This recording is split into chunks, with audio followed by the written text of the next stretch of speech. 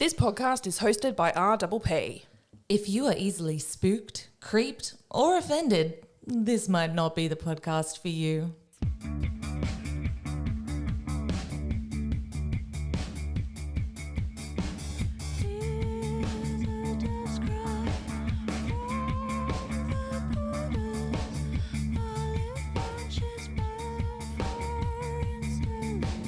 All right, welcome back, everyone, to I Think My Fridge is Haunted. Hello, Lana. Hello, Gemma. How are you? I'm good. It's episode 13. It is Lucky 13. Can you believe it? No, actually, I can't. I got here and I was like, what? The end already? Yeah. End of the season. That's so right. what we're going to do is we're going to do our live show actually on the 18th of November, and then we'll be back in the new year at some point. Yeah, absolutely. Yeah. Yeah, I can't wait. What you been up to anyway? Look, I've been working my little guts out lately. So I don't know about you. I saw a comment on a Halloween video recently that was, Halloween is not Halloweening like it's Halloweened in previous Halloweens. This year, I don't know what it is. I don't know if we're all busy or something's going on. I think I said it in a previous episode. I was like, I'm just not feeling Halloween, and I'm really upset about it. It's funny you say that because I've been feeling very Halloween. Good. Someone needs to pass on was it Supreme? I've been feeling great. Very Halloween. I've been having my pumpkin spice coffee every day, and I'm wearing my little Halloween shirt, as you say. I was going to say, you're looking very Halloweeny today. It's bringing me so much joy. It's like what do you get, like Robert orange? Smith polka dots and orange. Yeah, it's like orange and black and white stripes. It's very, very cool. You look very, very Halloween, secretary, businesswoman. I'm loving it. How are you? What's been going on? I'm good. Look, possums are fine. Everyone's fine. I've been noticing this weird thing this week. So my next door neighbour, it's a share house, right? Mm-hmm. They've got one of those secret rock things that you put keys in. Uh-huh. And it's just on the front doorstep. What? And I saw it there a couple of days ago, and I was like, is that what I think it is? And I went out, it was there yesterday, it's still there today, and I'm like, I don't think that's how you're supposed to do the secret rock thing.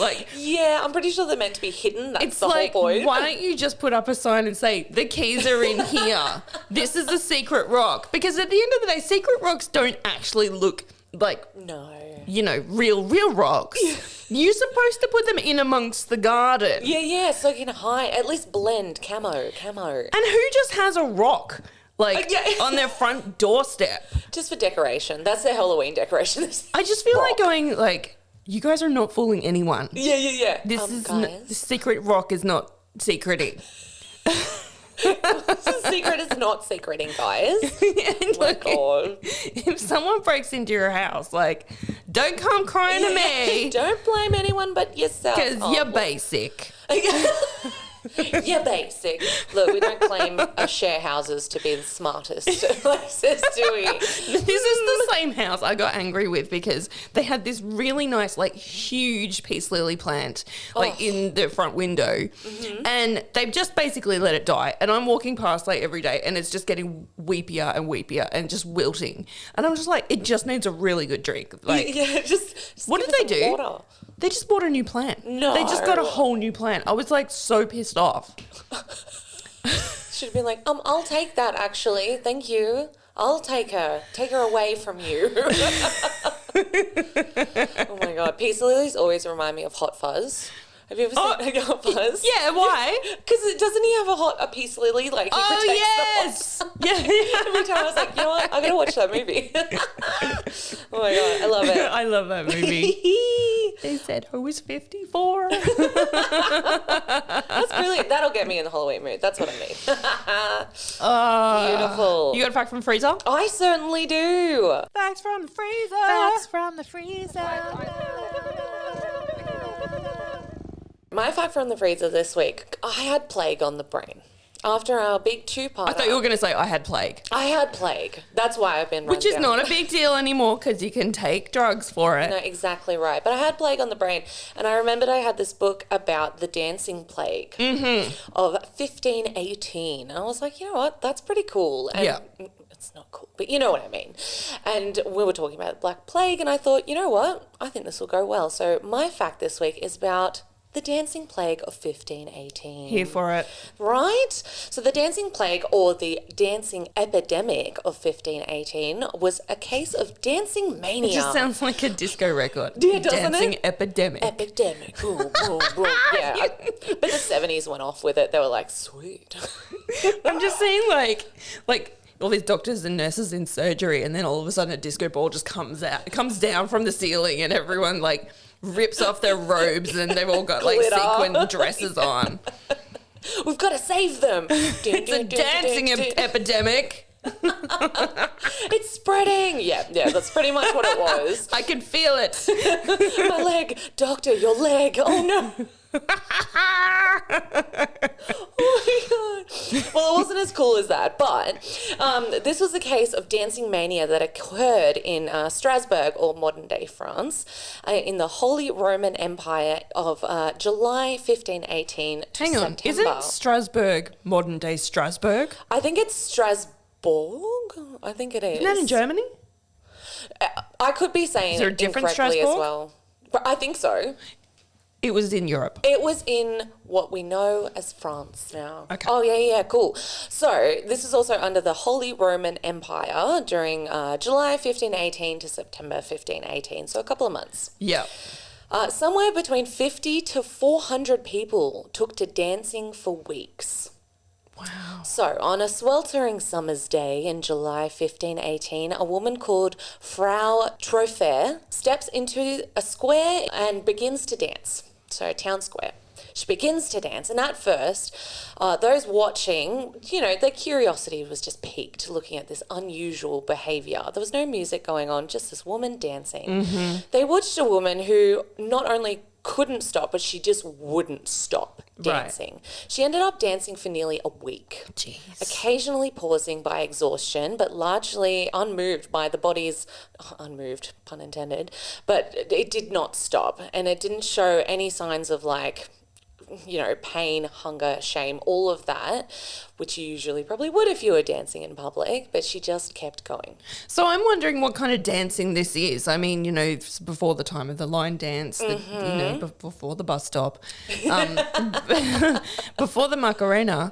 I'm guessing it was some kind of almost like interpretive kind of... Yeah, like a jig. I'm saying a jig. Okay, I was thinking more be a flower. Oh, yes, like moving from the body. Yeah. Lots of arms going on. Right. Probably. It was probably more like jolted movements. Right. Like body flinging all around, and it probably wasn't quite dancing, but if you don't know what's happening, it probably looked like she was just dancing around the square. Almost like having a fit. Yes. But staying upright. Yeah, pretty much. How bizarre. Yeah, definitely. So soon after, though, 36 others joined in. Okay. By August, the Dancing Plague had claimed something close to 400 victims. Dancers were beginning to collapse. It's even said that they died from strokes and heart attacks while they were dancing. No one knew the cause of this reaction, which meant no one understood how to remedy it. Well, yeah, medieval times. Yeah, just a bunch of people dancing around. You're all going, what? Huh? I don't understand. Historical documents, including physician notes, cathedral sermons, local and regional chronicles, and even notes issued by the city council, were all clear that the victims danced. They just didn't know why. So there's lots of references to this happening. Right. Doctors proclaimed that the illness was caused by overheated blood, and recommended that the inflicted should continue to shimmy and sway the fever away. Musicians were even called in, and a stage was set up in the town centre to give the dancers more room. So the blood was warm, so it was like a fever symptom. Yeah, I think they're assuming that blood's too hot, they've just got to shimmy out this fever, just get rid of it. That doesn't make any apparently. sense though, because if you do exercise, you get more warm, right? This is also the 1500s, so Okay. you know. So they've got the night fever. They've got the night fever. Musicians are like cheering them on. They're probably having a terrible time in reality. They're like, help me, God damn it. Yeah. There are claims of even halls being refurbished to accommodate the dancing, as well as strong people to help keep those dealing with the dancing mania to stay upright. So they're getting people in to help them stay up to keep dancing. What the hell? Expectedly, this backfired, and then the council was forced to ban public dancing. And as more people joined in dancing, it was feared to be punishment from Saint Vitus, and they thought they had to be free of sin. So they thought they were being punished by Saint Vitus, and they had to keep dancing to free themselves of the sin. Oh, right. So they're the fun flagellants. Oh, exactly right. So many joined into this dancing epidemic as well, and the council went as far to ban music altogether. So by early September, the outbreak began to subside, and when the dancers were sent to a mountain shrine to pray for their absolution, those who were ordered to go to the shrine of Saint Vitus wore red shoes that were sprinkled with holy water, and they had painted crosses on the tops and the soles of their shoes. They also had to hold small crosses in their hands, incense, and Latin incarnations that were part of this ritual. Incantations. Yes, thank Yep. you. Apparently, eventually, all was forgiven by Vitus. The word spread of the successful ritual, and the dancing plague ended. Events similar to this are said to have occurred throughout the medieval age, including the 11th century in Saxony, where it was believed to be the result of demonic possession or divine judgment. Okay. So Saxony is like West Coast France, I think so. I think. Yeah, I think. I'll have a big old think. So again in France. Yeah, Europe. I think it just across Europe, because in the 15th century in Italy, a woman was bitten by a tarantula. The venom made her dance convulsively. So, That's metal. yeah, that is. That it's whole hardcore, story is just metal. isn't it? The only way to cure the bite was to shimmy and to have the right sort of music available. My friend Dave said that when he was a kid, he was bitten by a flamingo, and that's why he's gay.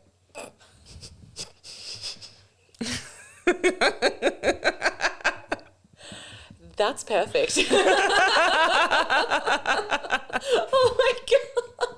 I believe you, Joe. I believe you. That's how we all got here. So modern theories about the dancing plague. Some believe it was food poisoning. Some believe the dancing could have been brought on by food poisoning caused by toxins and psychoactive chemicals through ergot fungi. So it's the same theory as like that Salem theory of the Yes. mold in the bread. That's And it it. made them all crazy. That's exactly right. It actually references the Salem witch trials in Right. here. So it grows commonly on the grain, gets made into bread or mold, and what happens with the ergot or the ergot fungi is it's actually what the substance used to originate LSD. Right. Yes. It's the same kind of thing. And another theory as to what happened was stress-induced mass hysteria. Okay. Yeah, so this could have been an example of fully developed cases of psychogenic movement disorders happening in mass hysteria or mass psychogenic illness, which involves many individuals suddenly exhibiting the same bizarre behavior. The behavior spreads rapidly and broadly in an epidemic pattern. This could have been caused by elevated levels of psychological stress caused by the ruthless years of the people in France. They were suffering. So in Europe, What else was going on? It's a really good question. I actually did not write that down. Yeah, because like 1518 or whatever you Yeah. said, it's about the time of Henry VII in the UK. I have no idea what was going on over the continent. Yeah, so what I can speculate is that it was stress-induced psychosis on a mass level, since the region where the people were dancing were riddled with starvation and disease and inhabited, and they were quite superstitious. So 7 other cases of dancing plague were reported in the same region during the medieval time. So I'm guessing it's stress, if they're starving, if they're, struggling, all that kind of thing, I think maybe mass-induced hysteria is not that far off. Right. Yeah, super interesting. And maybe I can dive into it next season. Yeah. A little bit more, because it is super That would interesting. be really interesting to go into. Yeah, that was obviously a very broad stroke, and I didn't get into the ins and outs of it, but I thought that was so interesting. And I do have that book at home. I'm going to reread it, go through it again, and just, Well, if there's a whole book speculate. about it, there must be Yeah. loads of cool parts of the story. Yeah, but So did people recover from it? it seems like yes. Like there some was- people just... Yeah, that 50 were to able. 400 is honestly, they don't know, and it's just from different reports. Oh, look, saying- medieval times. It's like how many Classic. people died in the plague. It's like 50 million to 200 million. Yeah, exactly. Broad strokes. Right. Broad strokes. So yeah, I'd love to get into that. But That sounds good. plague was wild times. Wild times. Yeah. I don't think there's a plague that wasn't wild. No, I think that's the point of it, actually. So there you go. Well, in my story today, we're going to New York City. So I have a fact about New York City. Yay. It's home to the world's largest railway station, Grand Central, and it was completed in 1913. It has 44 platforms over 2 underground levels, Oh my God. and it covers 48 acres of land. Oh my God. That's Okay. a massive railway station. That's huge. No wonder people are running all the time in Central Station. How would you even find the platforms? I don't struggle know. with Richmond, let alone let alone Central Station. I've gotten lost at the Richmond That's got- Station so many times. It's got like 6 platforms. Yeah. This one has 44. Yeah, oh my God. Wow, that is huge. Yeah. They're all long and they all look the same. I don't know what's happening. They do look the same. Wow, have you ever been to New York? No, sadly. I do have a long-standing fascination with New York, especially the time around Andy Warhol. Oh, yeah. Yeah, the 60s to the 80s. I'm fascinated by the music there, the art, just... Huge, like, performance art era for Yeah. New York as well. Yeah. And the AIDS epidemic happened. A lot of it happened right there in New York City. And that's a really, really tragic but fascinating time in history as well. And that's kind of where we're going today. So my sources today were Criminal Minds Wiki, Wikipedia, Inside Edition YouTube, and the Inside Edition website, Murderpedia. Collider.com, Last Call by Elon Green, which is a book that I read, but it wasn't actually any help at all. I thought it would be, but it wasn't. Thanks, Elon. I'll cover his stuff at a later stage. And an Encyclopedia of Modern Serial Killers, Hunting Humans by Michael Newton. So, today we are talking about a killer whose name is not so well known. However, their reputation is shrouded in infamy. Ooh. In 1972, movie director William Friedkin was preparing to make his award-winning masterpiece, The Exorcist, a movie based on a 1971 book by the same name, written by William Peter Blatty. Although the book and movie was based loosely on a true-life alleged exorcism, the movie and the making of the movie was notorious for being surrounded in bad luck and was known for potentially being cursed. Ooh, okay. Which we've covered this on the show before, but it's always fun to revisit. There's a few movies like this, hey, that allegedly have a curse. Like The Omen. Yeah, yeah. Oh my God, The Crow. Things Yes, like that. Yeah. exactly. The film, released in 1973, was plagued by cast and crew illness and death during filming and around the time of release. The set for the house was destroyed in a fire, reportedly all except for Reagan's bedroom, which remained intact. Whoa. The fire caused production on the film to shut down for 6 weeks, and a priest was called in to bless the set. Fun fact, he was actually asked to do an exorcism, and he said, that's a bit extreme, I'm just going to do a blessing. That's not needed, actually. Thank you. According to grunge.com, the weird happenings continued after the film was completed. The initial premiere in Rome provoked something. As the film played in a cinema between two churches, Good. Lightning bellowed from the sky and a 400-year-old cross was struck, according to The Independent. The cross fell into the piazza like a vengeful spirit's bitter omen. Oh my God, that's so cool. Photos or it didn't happen. Pics or it didn't happen, please. 9 people associated with the film allegedly died during filming and in the time surrounding the release of the movie. The most well-known is actor Jack McGowan, who played director Burke Dennings. You know The Exorcist, right? Look, to be honest, not very well. Okay. Exorcism is like something... Of all the horror I watch, it's something that really irks me. Like when I went to see Saw, I saw the trailer for the new Exorcist with the 2 girls. Right. And I was like, it still freaks me out. It still freaks me out. So I've seen it, but not for a very long time. So I'm really excited to hear about this. The Exorcist is kind of one of the only exorcism movies that's actually scary. Yeah. I feel like every exorcism movie... It's so tropey. Yeah, probably trying to live up to this. I know, but it's dumb. They're just dumb. It's dumb. It's like, call a contortionist, put her in a white nightie. Yeah. Pop some makeup on her, here we go. Yeah. Can we turn the room on its side so it looks like she's climbing up the walls? Very cool Hollywood, but also... So Jack McGowan played Burke Dennings, and he was the fictional director in the movie that was directing the movie within the movie. Yes. He died during a flu outbreak, and also the lady who played Father Karras's mother. Yes. Her name is Vasiliki Maliaros, and she died before the film was released, but she was 90. Oh, well...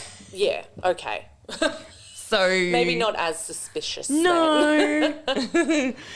But the film has another claim to its cursed reputation. While researching the film, director William Friedkin employed some hospital technicians to act out the process of Reagan's medical tests. Oh. These scenes in the film were to some viewers just as disturbing as the exorcism itself. Right. Reagan goes through a series of tests, including what's known as a carotid angiogram or angiography. And it's a test to look at the large blood vessels in your neck that carry blood to your brain. The technician inserts a thin, flexible tube into the blood vessel, sometimes near your groin, but sometimes in your arm, and then injects a contrast dye that makes your arteries visible under X-ray. And then the X-ray images are taken. Right, I see. And it's just like the scene is really uncomfortable. Yeah, it sounds uncomfortable. Yeah, and yeah. So the actors in the film who carried out the tests were real hospital workers. Okay. One of those actors was a man called Paul Bateson, who would be known in notoriety forevermore as the Exorcist serial killer. What a name to have. What a name. So who is Paul Bateson? Born in, depending on what you read, he's born in either 1939 or 1940 in Lansdale in the state of Pennsylvania. His father worked as a metallurgist, which I believe is something to do with metal. Sounds cool. Or sounds metal. yeah. And his father would force him to listen to opera on the weekends. Although he preferred to go to the movies, Paul was allegedly rarely allowed to go. Allegedly, he kind of had a bit of a bitterness towards his father because he wasn't allowed to go to the movies. He wanted to go to the movies. And he allegedly said that appearing in The Exorcist was a kind of revenge to his dad. There you go. I'd be pretty pissed off too if there was opera blaring every weekend. Oddly enough, he grew up to love opera. Ah, there you go. Yeah. During the early part of the 1960s, Paul Bateson served in the army and while stationed in Germany developed a drinking problem. After he was discharged from the army, he went home to Lansdale and was able to stop his drinking habit for the moment. In 1964, he moved to New York City and began a relationship with a man. Although Bateson claimed that he was, quote, not exclusively gay, the relationship would last for the next 9 years. Unfortunately, their relationship seemed to be characterized by a lot of partying and heavy drinking. However, they seemed to like drinking cocktails at places like the Pierre, which was a luxury hotel, and also Fire Island, which is a small island off the south shore of Long Island, and a holiday location known to be gay friendly during this time. It was really close to New York City, so you could go there for the weekend. Yeah, right. So they did that. Yeah, it sounds like, would it be a bit more secluded for, LGBT peoples? Could they like go and feel a bit more free, I suppose? Yeah, I think so. Oh, that's nice. Fire Island was featured on one of the more recent seasons of American Horror Story.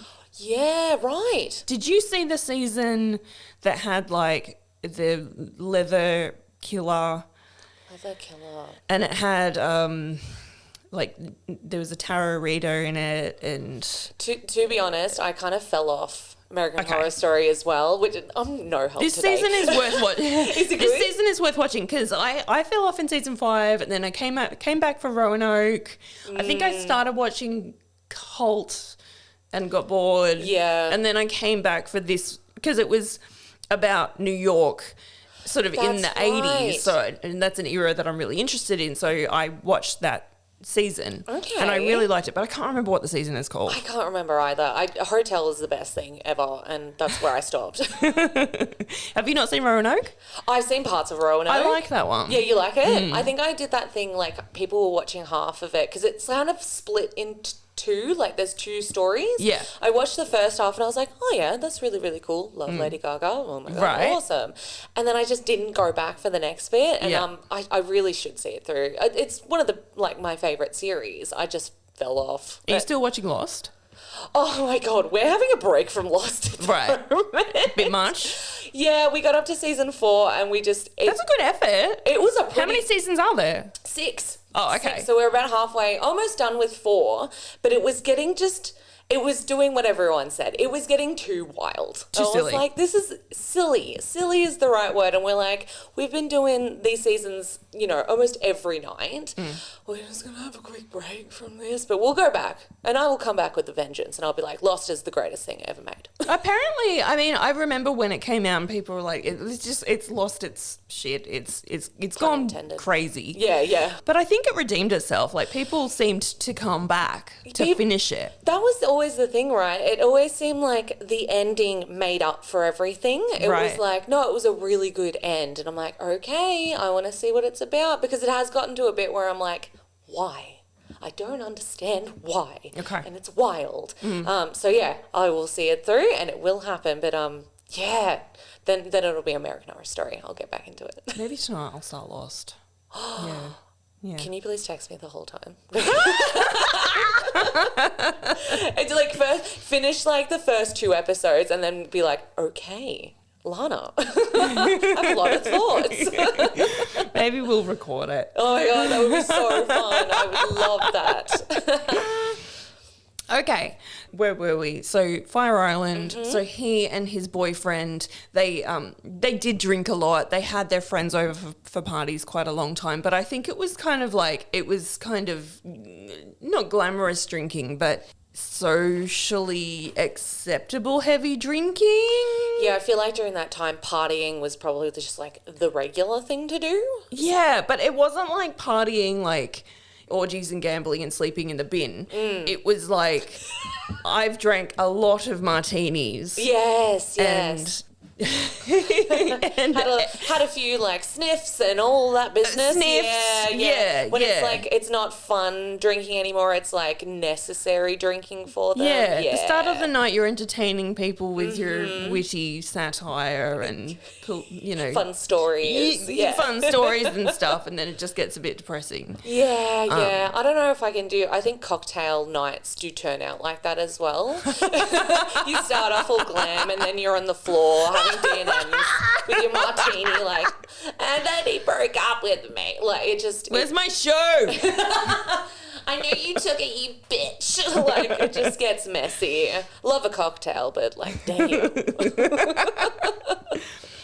So he's in New York. He's got this relationship. He's drinking a lot. He's been there for 5 or 6 years. In 1969, his mother died of a stroke. And around this time, his younger brother also passed away. He died by suicide. Oh, that's awful. Yeah, so... A lot going on. A lot happens all at once. Mm-hmm. Bateson trained as a neurological radiological technician. Well done. That was very well done. He was a real smart guy. Like, he was a very switched on guy. And according to colleagues, he was very good at his job. He was very knowledgeable, and he was also really well liked. There you go. A former colleague commented that they had spoken about their common love of the Metropolitan Opera. But apart from that, little was actually known about Bateson's personal life. Yeah. The guy that he worked with basically said, we came to work, we had little chats about things, but we didn't really know what happened when he went home. And he didn't know what happened when we went home. But we really liked him, essentially. There you go. Not a quote, but that was the gist. Yeah, the gist. After Bateson's relationship ended in 1973, and I have to just make a note here, there's not a lot of information about this case. Yeah. So we don't have the boyfriend's name. We don't know anything about the boyfriend. We don't know a lot about Bateson's early life. Yes. I did try to look to see if there were any books about it or even books that had chapters about it. A lot of this is pretty tenuous research. Yeah, and of the time, there probably wasn't a lot kept on the LGBTQ community. Right. They weren't interested. They didn't want to probably put any positive information out about these people's lives, which is so unfortunate. Yes. So after Bateson's relationship ended in 1973, he moved to Brooklyn and worked at the New York City University Medical Center, where he was chosen by director William Friedkin, along with another colleague, to appear in The Exorcist. After this, however, his drinking again became a problem. Getting into the actor life. I don't know if it was that. We can come back to this, but is it part of the Exorcist curse? No. Who knows? Very true. And because he was drinking so much, the medical centre fired him and he moved over to Greenwich Village, where he did cleaning and repair jobs. He also worked in a ticket booth at a porno theatre. Uh-huh. During this time, he began attending AA meetings and he got sober for a short time, which is great. Mm-hmm. It was said by some of other people in the LGBT community that he was actively looking for another relationship to get into. So he's trying to pull his life together. Yeah. But in 1977, he was drinking more than ever. Almost a litre of vodka every day. Oh my God. Which caused him to become tired and lethargic. When he was able to make it out, he began going to leather bars, later saying, "Leather impresses me." So a couple of the leather bars at the time were called the Mine Shaft and the Anvil. And That's awesome. leather bars were just Yeah. very exclusive and very sort of... I don't know, a manly establishment, I'll imagine. So manly. So manly. manly. Exclusive, though, very, very... Have to be a man. It's a shame, isn't it? No. Kind of the point. That's kind of the point. So let's talk about the gay scene in New York City in the 1970s. Mm-hmm. The New York gay nightclub scene in the 1970s is a time that was characterized by both pride and fear, I think. The Stonewall riots had taken place in June of 1969 and had introduced the LGBTQIA+ world not only to New York City but to the country. It was the beginning of an important time of visibility for the gay community, but it was by no means safe. No, absolutely not.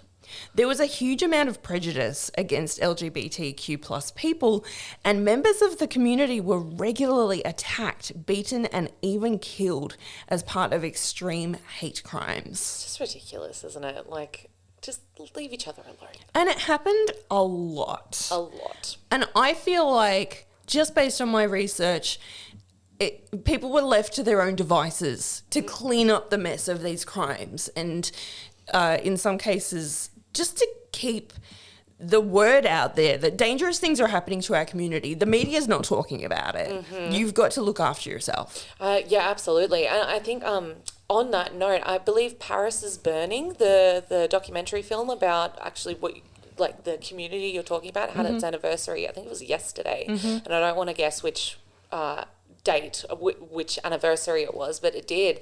And it's such an important documentary. Have you seen Paris is Burning? I've seen Paris is Burning about 57 times. Yeah, well, I don't need to tell you that.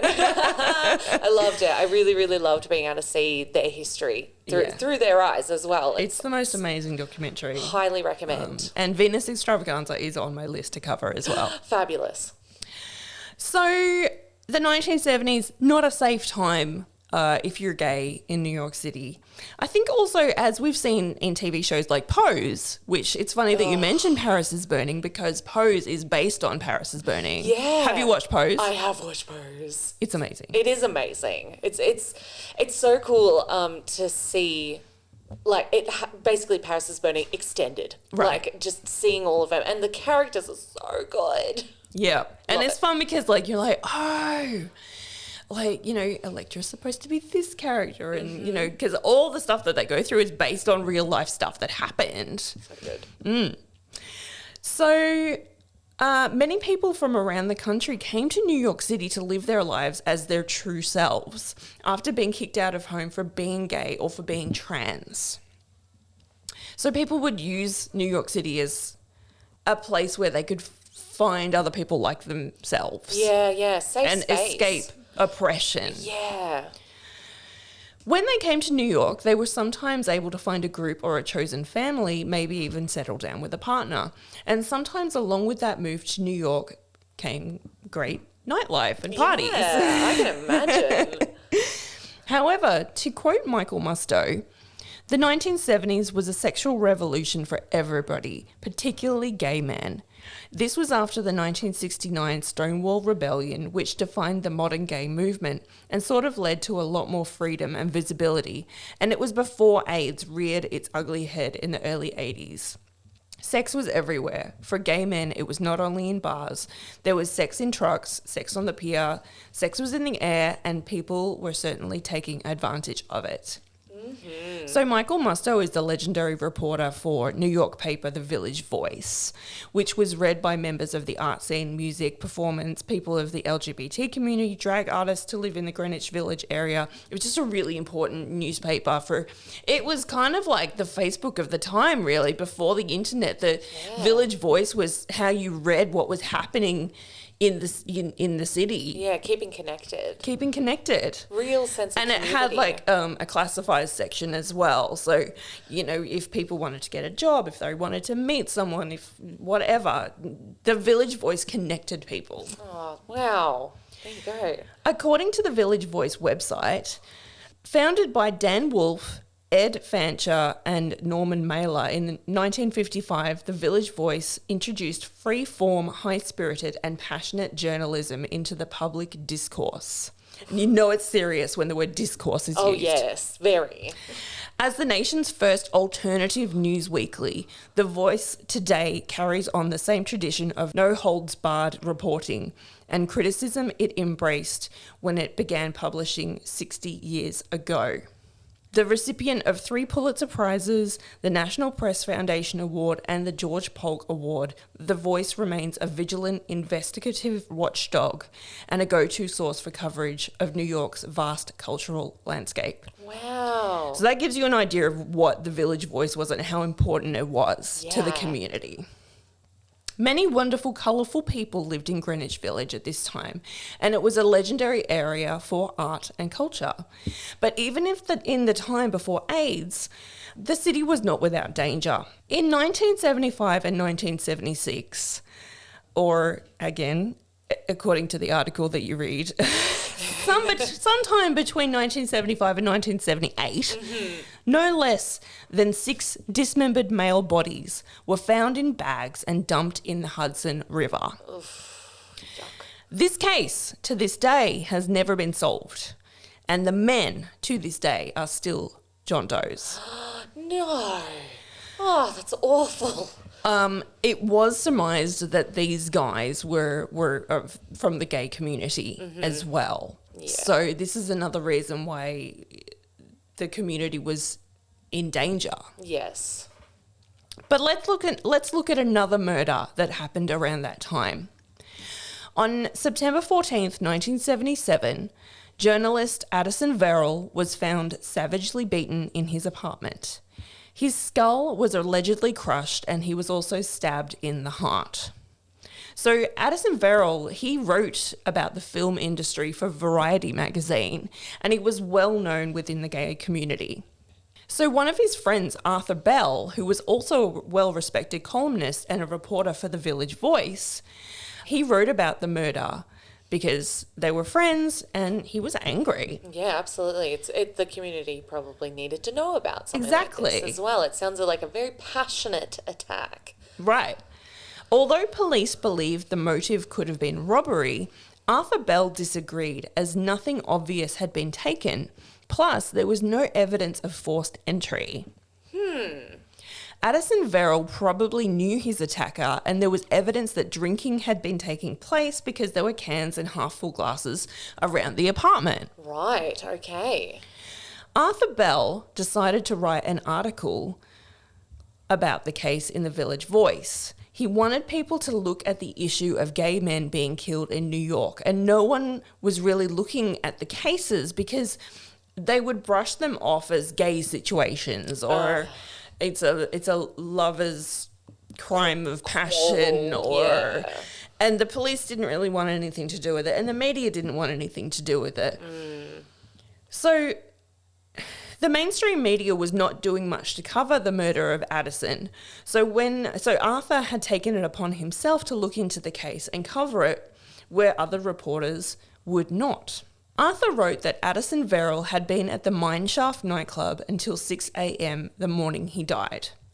After the article comes out, he gets a call from a person who does not tell him their name. But what they do say is that they killed Addison Verrill after meeting him at a club. So that means that this person on the phone was at the Mineshaft that night. Yeah, right, okay. They'd gone back to Verrill's apartment before dawn, did some drugs, and essentially they had a one-night stand. Yeah. The person on the phone says that they became enraged because they had been looking for a committed relationship. And after finding out that Verrill was not interested in taking their date any further, they took a frying pan and beat him to death before stabbing him in the heart and leaving the apartment. Yeah, like a totally normal reaction to being rejected. Right. Like, what the fuck?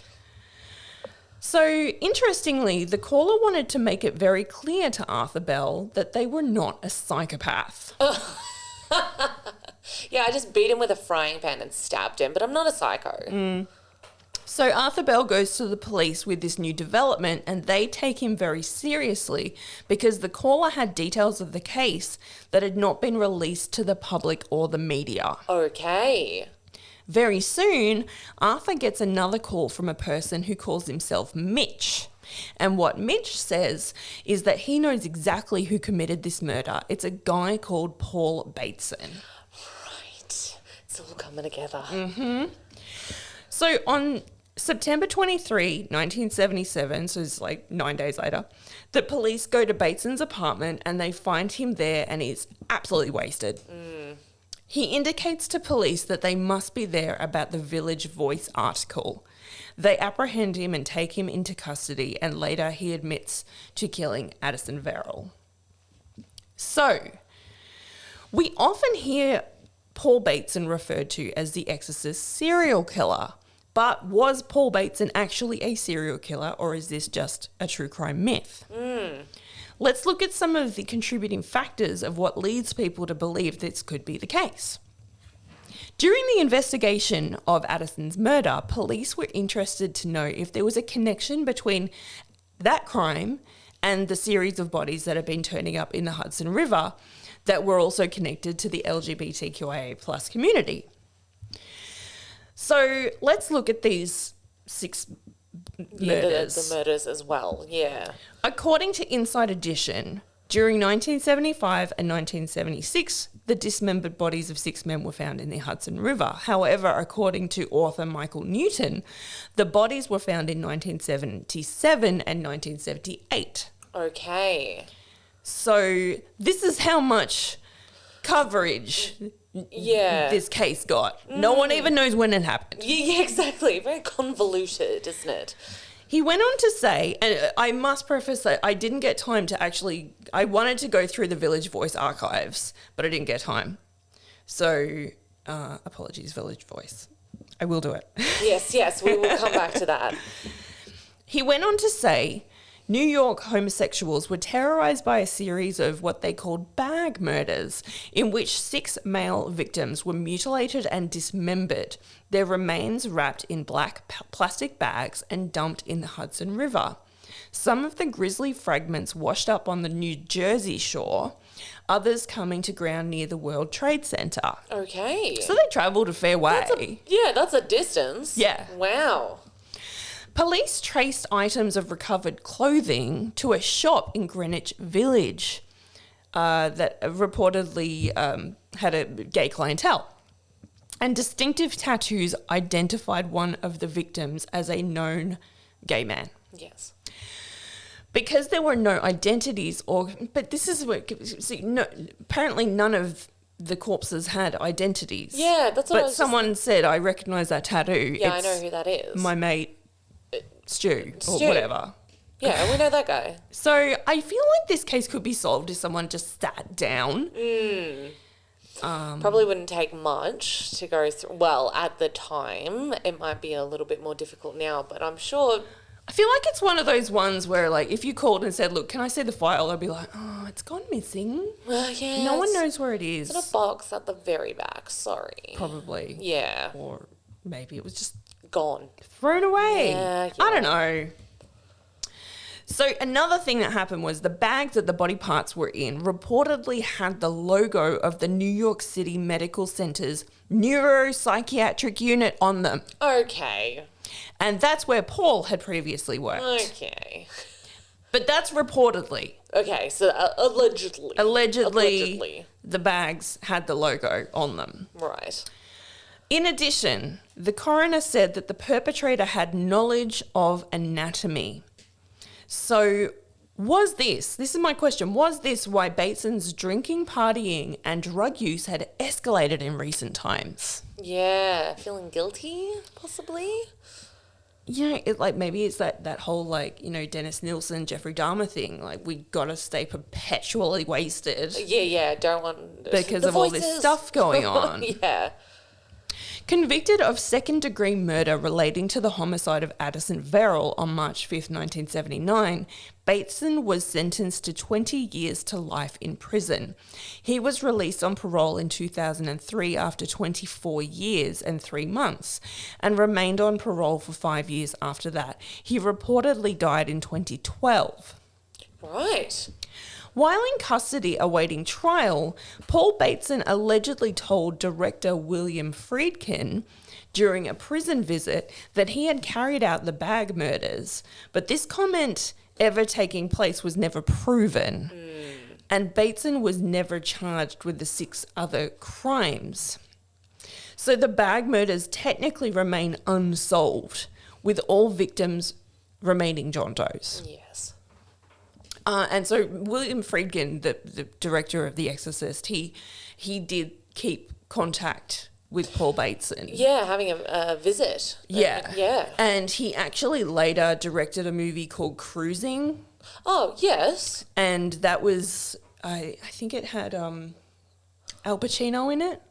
Yeah. Was it Al Pacino? That sounds really familiar. A guy that goes undercover into, the gay leather scene. Yeah.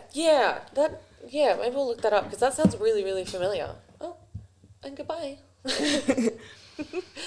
So Personally, I don't think that Paul Bateson committed the bag murders. He was found too easily after killing Addison. Yeah. Plus, he obviously told someone about murdering Addison Verrill because of the Mitch phone call. I mean, someone called the Village Voice and said, I know who did it. And he was arrested within 9 days. Right. So This guy's not killing 6 people. getting away with it. Yeah. If he had killed 6 others, why didn't he tell people about committing those murders too? And why didn't he call the Village Voice about those cases? Because the Village Voice were writing about that too. Yeah, exactly. They weren't just writing about Addison Verrill. So allegedly that phone call from someone that didn't use their name, that we think Who's not a psychopath. Not a psychopath, was Paul. Is that what we're saying? Yes. Yeah. So, he needing to confess. Like, Yes. how did he go from 6 others and then the 7th he's like, you know what, that's too much. Which, by its very definition, maybe he wasn't a psychopath if he's Maybe. calling and confessing. That's true. Well, maybe he was telling the truth. So the prosecutor in the Addison trial claimed. Oh, and why? And when he spoke to the Village Voice, why didn't he say, "Yes, I killed Addison Verrill, plus there's some other stuff." P.S. Yeah. Some others. Yeah, you might have heard. Yeah. oh, you did. You wrote about it. Yeah. Those ones. That was me. Yeah. So the prosecutor in the Addison trial claimed that Bateson had bragged to others about committing the bag murders, but there is never any evidence to pin him to the murders. Mm-hmm. When the prosecutor said, this guy's been bragging about this stuff, it's just hearsay. Yeah. Interestingly. Malicious hearsay. Yeah. The director, William Friedkin, was allegedly inspired by this story based on his connection to Bateson to make the film Cruising, and that came out in 1980. Mm-hmm. So the timeline is very clear. Yes. It was based on a novel released in 1970 and included in part aspects of the Leather Underground in New York. The film was condemned by the gay community. Oh. So that is the story of Paul Bateson, as much as I can find about it anyway. Yes. So when people say the Exorcist serial killer, or that serial killer that was in The Exorcist, or did you know that there was a serial killer in The Exorcist, you can say, was there though? Well, actually, yeah, exactly. Was there though? They don't know. We don't know. Maybe if there was more information. We need more context. We need more context. So that we can make a clearer judgment. Well, I feel like... Because we're podcasters. That's what we do. We judge. Exactly right. We need all the facts. But I bet, like, talking about it saying, oh, there was a serial killer in The Exorcist, it does make for a very good, myth. Yeah. It adds to that curse story. Everyone loves a bit of myth, a bit of that. Like, it'd be easy to run away with, but it'd be nice to see this solved, wouldn't it? It would be. It would be. And I just don't understand why someone has said, I recognise that. Well, maybe someone saw the tattoo and they said, I recognise that guy. I met him at a gay club, but I don't know his name. Yeah, it could be like, oh, I've seen him around. He's part of like that community, something like that. But a simple door knock. Yeah, exactly. Someone's going to know that guy. Exactly. Someone. And like no one else had any. Did anyone go to the bar and say, hey, barkeep, did you know a guy with... Have you seen this tattoo? This tattoo. Yeah. As you said before, like it sounds like no one really wanted to be involved with it though. Like they didn't care. Like...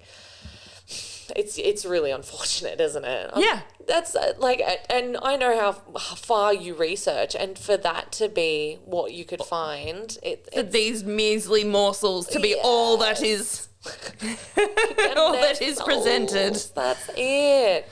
Well, and it needs to be spoken about more. And who knows? The more we talk about these things, the closer we get, hopefully. Maybe. Maybe we'll come back with an update and we're like, we found more. Yeah. That would be great. Look, there's a stack more that I could say about this very, very interesting time in New York City. I will revisit New York at a later stage. Mm-hmm. There's another serial killer that targeted gay men that happened in the 90s. And Okay, that yeah. was called The Last Call Murders. Yeah, okay. So that book by Elon Green, I will be sort of condensing that into a podcast at some point as well. Beautiful. And it was called the Last Call Murders because the bartender would call last drinks, like last call. Ah. And apparently the victims would be from the remaining people in the bar. Yeah, yeah. That's for a later date. Next season. Next season, Woohoo! season 7. Yeah, that's right. I can't believe this is it. We've done it. We did it. Thank you for telling that story. That was it was really good. I like it. Thank you. Thank you for listening. I always happy to listen. So, you guys, when this comes out, will this come out before the live show? I think it will. Like the week before? Yeah, I believe so. Is that correct, Chris? I think that's what we've worked out. That one. Yeah, it'll probably be the week before, which is very exciting. All right. Well, do you want to refresh everyone's memory on what's happening on that day? Absolutely. So everyone, on Saturday the 18th of November at 4 p.m, we are doing I Think My Fridge is Haunted live. Boo, boo, boo. So we're doing a live podcast recording at Alt Cult in Frankston, an awesome alternative culture store. I couldn't believe I didn't know about it sooner. Alternative culture store. That's right. It's a goth shop. It's possibly the coolest goth shop I've ever been to. It's Goth shop, metal shop. metal, it's got pop culture, Yeah. like witchy things, like If you like earrings that look like coffins, if you Yeah. like Ouija boards, if you like skulls, if you like Yeah. candles that look like skulls, if you like tarot cards, if you... They've got an Exorcist t-shirt that I want. yeah, oh my god, they do, don't they? Right. I like the glass cabinets with all the Ouija boards in it, and you know, oddities. I Little love the oddities, If you got- obnoxious t-shirts. Oh yeah! If you've got piercings and you want a new piece of bling, you can absolutely get it there. If you need contacts, makeup, everything, they've got everything. Yeah. So we're going to be in that big, beautiful window. We're going to be doing our live podcast 4 p.m. sharp. 4 p.m. sharp. 4 p.m. sharp. I say that now, being like the latest person. All I the know, time. I was going to say sharp unless I'm late. Unless we're all late. Unless we're shopping. I'll be getting ice cream. Yeah, definitely. That's it. But you can come and watch this awesome free event as well and be with us while we record the podcast. If you have any spooky stories or something you'd like to share with us, send it to our Gmail so we can share on the day. Yes, write us your spooky stories or weird stories. Maybe you have a connection to a crime that happened. Tell us about it, and we want to talk about that at our live show. Absolutely. Maybe you lived in a haunted house and weird things happened. I want to know. We guts to know. So email us at hauntedfridgies@gmail.com and send us your stories because we'd love to share and we'd love to see you there. There's going to be it's for actually as well, Alt Cult's 5th anniversary as well. It's over the weekend. So we're going to be celebrating the store. We're going to have a lot of fun. Interesting, actually, because Tuesday is the podcast's 4th birthday. What? Yeah, remember? Yeah. Chris is like, I should probably have known that. It's Halloween. Halloween's our birthday. Oh my God. Yeah, she's like, Chris is like, yeah. Oh, yes, that's right. Oh my gosh. At the time of recording, this a few days away. How exciting. Yep. Oh my God. Well, as the newbie here, congratulations. Congratulations to you too. I'm so excited. This is a really nice kind of little segue. I don't want to get too emotional, but I want to say thank you so much to you, Gemma, and to you, Chris, for bringing me on board. I have had the best time. I've had the best time thank you. recording the podcast. It has been so fun and it's really opened up a passion that I suspected I always had, but I really do have it now and I've found a bit of purpose in my life. I really, really love it. So thank you so much and thank you all for everyone listening for welcoming me. Well, people have Welcome certainly me been in. telling me good things about they say, they really like Lana, they really like the new co-host, and It's really flattering nice. and humbling to hear everyone liking me on board, and I just wanted to say thank you to you and to the community. So I can't wait to get into it, do our live show, and then have a little bit of a break. a little bit of a break. A reprise, Yeah. and then get into the next season. I'm so excited. Yeah, But, there's so much more to talk about. Oh my God, I've got a couple more sort of epics to bring next. season as well. I'm thinking that I've got a bit of a two-parter. I've got a two-parter in mind. I'm really excited. So that would be fun. Two-parter. I know, baby's first two-parter. Need the guidance. Although the riots in Tilly and Kate was kind of a two-parter. Yeah, I would say so. Connected. Yeah.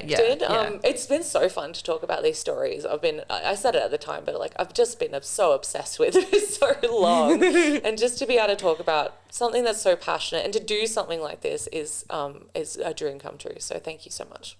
I really, really appreciate it. Hashtag high five. And you can tell us all about it. You can tell us what you love this season, what you want to see next season. Jump on all our socials. They're all at I Think My Fridge is Haunted. And we'd love to chat over summer. Yeah. So until next season, please neuter your cats because I'm sick of that shit. Cats, look after them. Put your secret rock in a secret place. Put it in a secret place. Because I'm sick of seeing that too. Stop giving bananas to possums, Louie. I know you want it, but like, enough is enough. Dad, I will not be stopped saying or apologising for research. What else has happened this season? Enjoy the end of this year. Yeah, enjoy the end of the year. It's been a hell of a year, I think, for everyone. Yeah. And I've got that end of year vibes. I think we're all crawling along. Yeah. Thriving, obviously, but lots of rest in between. But have a beautiful Christmas, a New Year's. Enjoy. And you might get a surprise little bonus episode over the holiday season as well. If you're lucky. If you come to the live show, come on down. Give us the encouragement, the validation we need. Till next time, everyone, be creepy. But don't be a creep. Woo! Bye.